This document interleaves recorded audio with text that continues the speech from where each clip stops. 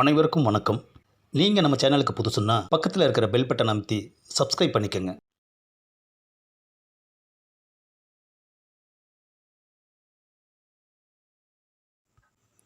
நடிகர் திரு விஜய் அவர்கள், நீங்கள் சின்ன வயசில் வீட்டில் சட்டம் ஒழுங்கை காப்பாற்றிருக்கீங்களா? நல்ல பிள்ளையாக இருந்திருக்கீங்களா? இல்லை சேட்டை செய்கிற பிள்ளையாக இருந்திருக்கிறீங்களா?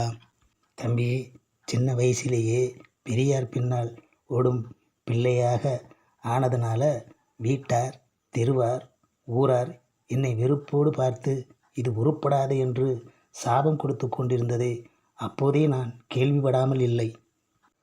நடிகர் விஜய் மற்றொரு கேள்வி.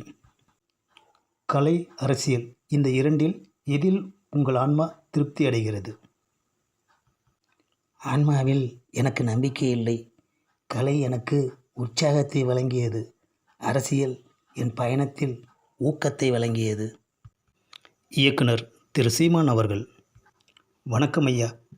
கணக்கில் அடங்காத பொதுக்கூட்டங்கள், மாநாடு என்ற பெயரால் மாபெரும் மக்கள் வெள்ளம், உடன்பிறப்பே என்ற ஒற்றைச் சொல்லுக்காக உயிர் சிலிர்த்து கைத்தட்டுகிற தம்பிமார்கள், முத்தமிழ் அறிஞர் என்ற அரும்பட்டம், முதலமைச்சர் என்கிற பெரும் பதவி, இத்தனையும் பார்த்த நீங்கள் நெருக்கடி நிலை காலத்தில் சென்னை அண்ணா சாலையில் அண்ணா சிலை அருகில் தன்னந்தனியாளாய் நின்று துண்டறிக்கை கொடுத்தபோதும் ஒரு நள்ளிரவில் கைது செய்யப்பட்டு சென்னை மத்திய சிறைச்சாலையின் முன்பாக வெறும் லுங்கி பனியனோடு தரையில் அமர்ந்து எதிர்ப்பை தெரிவித்த போதும் உங்கள் மனநிலை எப்படி இருந்தது?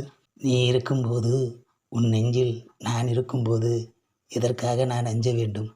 எப்போதும் போல் எதையும் தாங்கும் இதயமாகத்தான் இருந்தது. நடிகர் சிம்பு அவர்கள், உங்கள் பேரனாக ஒரு கேள்வி கேட்க ஆசைப்படுகிறேன்.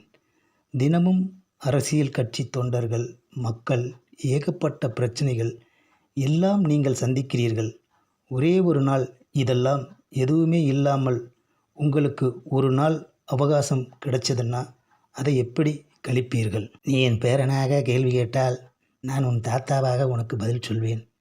1 மணி நேர அவகாசம் கிடைத்தாலும் முரசொலிக்கு கடிதம் எழுதி முடித்து விடலாம், கவிதை எழுதிவிடலாம், கோட்டைக்கு சென்று கோப்புகளை பார்க்கலாம், எஞ்சிய நேரம் என் அரும் உடன்பிறப்புகளை சந்தித்து உரையாடலாம்.